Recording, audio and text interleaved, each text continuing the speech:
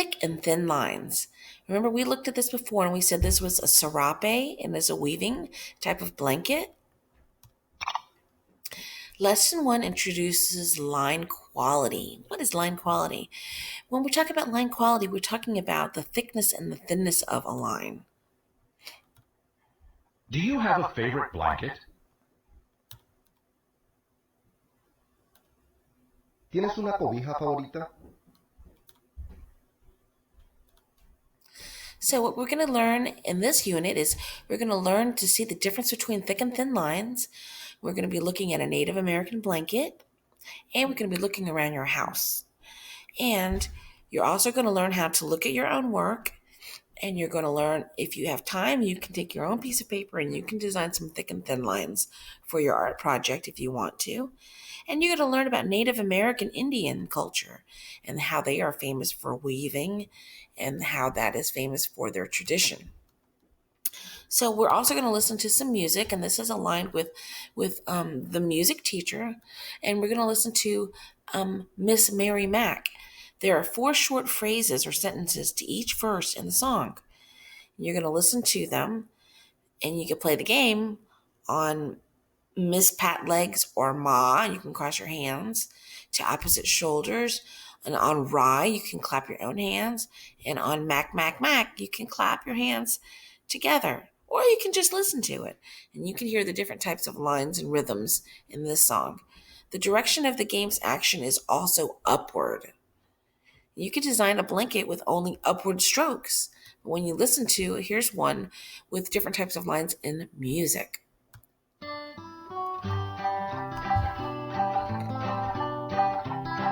Miss Mary Mac, Mac, Mac, all dressed in black, black, black, with silver buttons, buttons, buttons all down her back, back, back. She asked her mother, mother, mother for 50 cents, cents, cents to see the cows, cows, cows jump over the fence, fence, fence. They jumped so high, high, high, they reached the sky, sky, sky, and never came back, back, back to the 4th of July, lie, lie.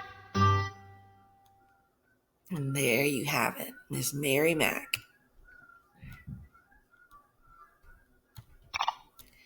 Look at the Native American blankets. The artists used thick and thin lines in their blankets. This blanket was woven by a Native American artist.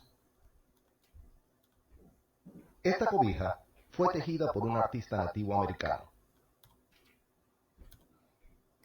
Native American artists got their ideas from nature, and they design their clothing and their blankets and their tents. What things have you seen in nature that look like lines on blankets? If you look around your house, you can find thick and thin lines on the walls. You can look and thick and thin lines in your house. And since we're not in our classroom, you can look around your house or the room that you're in.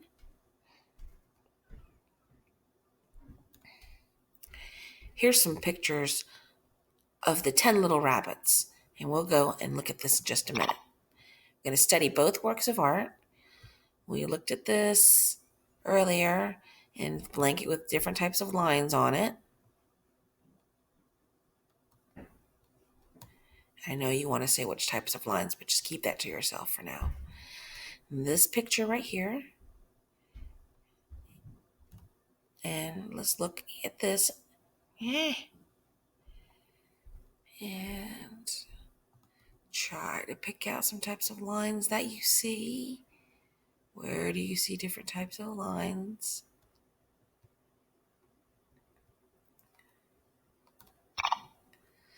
Where do you see thick lines?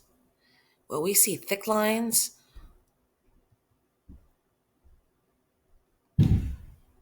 on this blanket. You see the thick lines on the outside. Thick lines, thin lines. You see really, really thin lines on the inside. Also thin lines right here. And then the thicker lines are the white lines and the blue lines. And if you look at this kind of looks like a big thick line right here too. A big thick red line. And then you have all kinds of little thin lines in between. If we look at this one, you see the thick lines on the blanket, thick red ones, thick white ones, thick blue. And then you look at this blanket, these lines are much thinner. You also see some thin lines on the wood. And you also see some really thin lines on the fur of the animal. Those are very thin.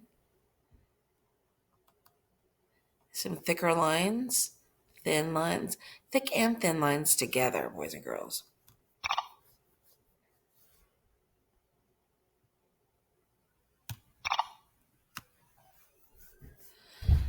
A thick line is wide. A thin line is narrow. Let's make thick and thin lines. Formemos líneas gruesas y finas.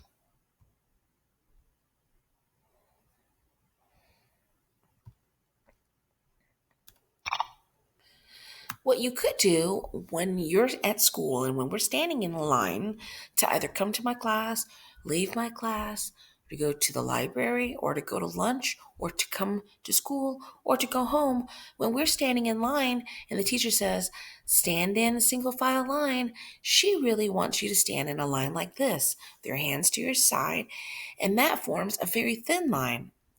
If you're not standing in line and you have people standing next to you, it's not a very thin line. It becomes a very thick line because you have maybe two people standing next to each other. But if you have one row, that is a thin line. Think about the kind of lines that you see in this student's artwork. This is an artist named Cristina Jimenez, and she is 5 years old.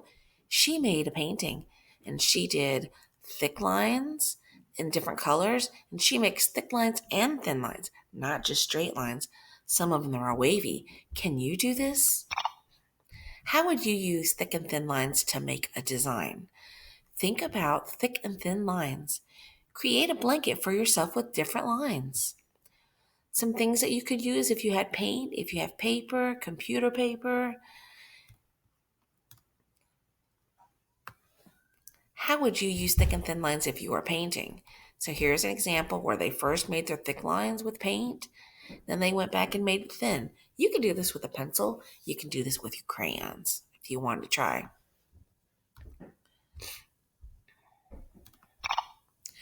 After you get done, you can, if you want to, you can do this part.